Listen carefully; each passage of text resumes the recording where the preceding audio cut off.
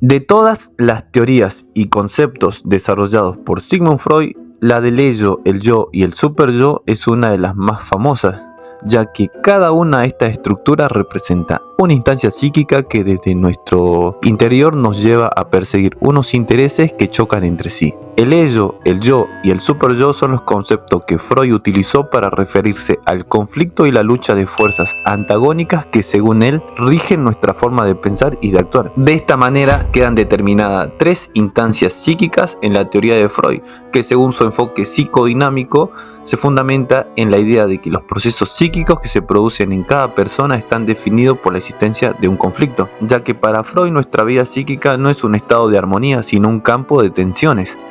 El ello, el yo y el superyo conviven en conflicto permanente.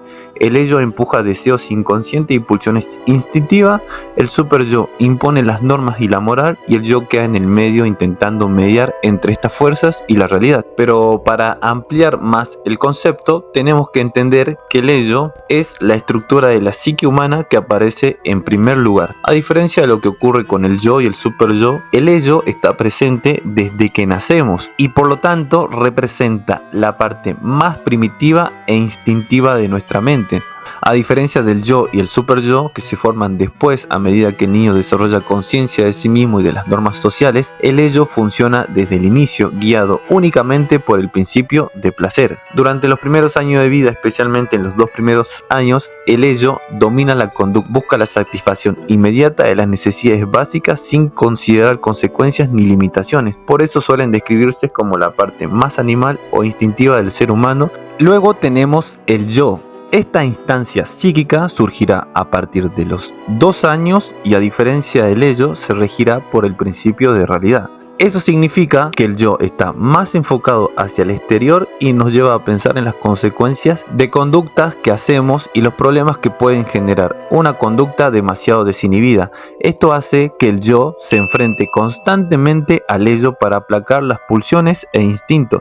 ¿Se acuerdan que habíamos dicho que el ello se regía por el principio de placer? Entonces el ello todo el tiempo está haciéndole caso a sus impulsos para hacer lo que se le da la gana. Y el yo, que se rige por el principio de realidad, busca todo el tiempo contrarrestar estos impulsos porque saben que van a tener consecuencias en la vida de una persona. Entonces, en definitiva, el yo es, según la teoría de Sigmund Freud, la instancia psíquica que se encarga de hacer que la fuerza del ello no tome el control del cuerpo, llevándonos a situaciones catastróficas a corto plazo. Luego tenemos el superyo, que aparecerá, según Freud, a partir de los 3 años de vida, cuando el niño empieza a interiorizar las normas culturales, las reglas de la sociedad y la autoridad de los padres. A diferencia del ello, que busca placer inmediato, y del yo, que intenta equilibrar deseos y la realidad, el superyo representa la parte más estricta de la personalidad. Es la voz interna que nos señala lo que está bien y lo que está mal, funcionando como una especie de juez moral. En este sentido, el superyo no se rige por el principio de placer ni por el de realidad, sino por la exigencia moral y social que hemos interiorizado. Y así, de esta manera, quedan conformadas las 3 instancias psíquicas: el ello, guiado por el principio de placer; el yo, guiado por el principio de realidad; y el superyo, guiado por la autoridad, por las normas morales y culturales de lo que está prohibido. Y así, de esta manera, poco a poco se va formando una dinámica inconsciente conflictiva.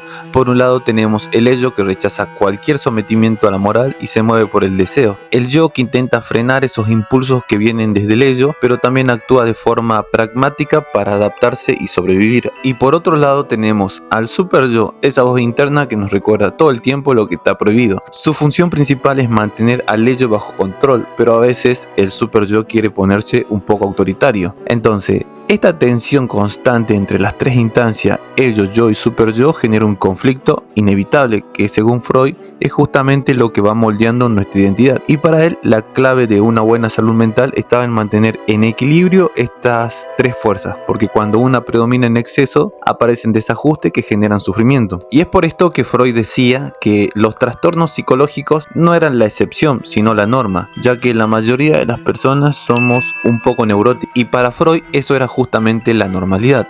¿Por qué? Porque tener ciertas dosis de preocupación, miedo a la autoridad o temor a romper las reglas sociales es lo que nos permite vivir en comunidad. El problema aparece cuando ese equilibrio se rompe. Por ejemplo, cuando el super yo se vuelve demasiado rígido y no hace sentir culpa de manera constante. De hecho, en la biografía de Freud se menciona el caso de una mujer que sufría crisis nerviosas porque su super yo era tan severo que la castigaba permanentemente por cada cosa que hacía sin darle tregua. También puede suceder lo contrario, que el ello domine y nos arrastre a conductas guiadas únicamente por la búsqueda de placer inmediato, como las adicciones o los impulsos sin capacidad de medir las consecuencias a largo plazo. Y muchas veces el mayor conflicto surge cuando tenemos un yo débil, un yo que no logra decidirse entre los impulsos del ello y las exigencias del super yo, quedando atrapado en medio de una tensión que fragmenta la identidad. El resultado de esto es una persona con grandes dificultades para tomar decisiones y que vive en un sufrimiento constante. Y es por esto que decimos que dentro de la teoría psicoanalítica, la neurosis termina siendo la normalidad. De hecho, Freud hablaba de 3 grandes estructuras de personalidad: los neuróticos, los histéricos y los perversos. Este es un tema fascinante que podemos desarrollar en otro video porque ayuda a entender cómo se expresan o cómo se resuelven estos conflictos en cada persona. Pero lo importante por ahora es subrayar una idea central. Para Freud, la neurosis no era una excepción sino la normalidad. De hecho, lo que hoy llamaríamos una neurosis obsesiva.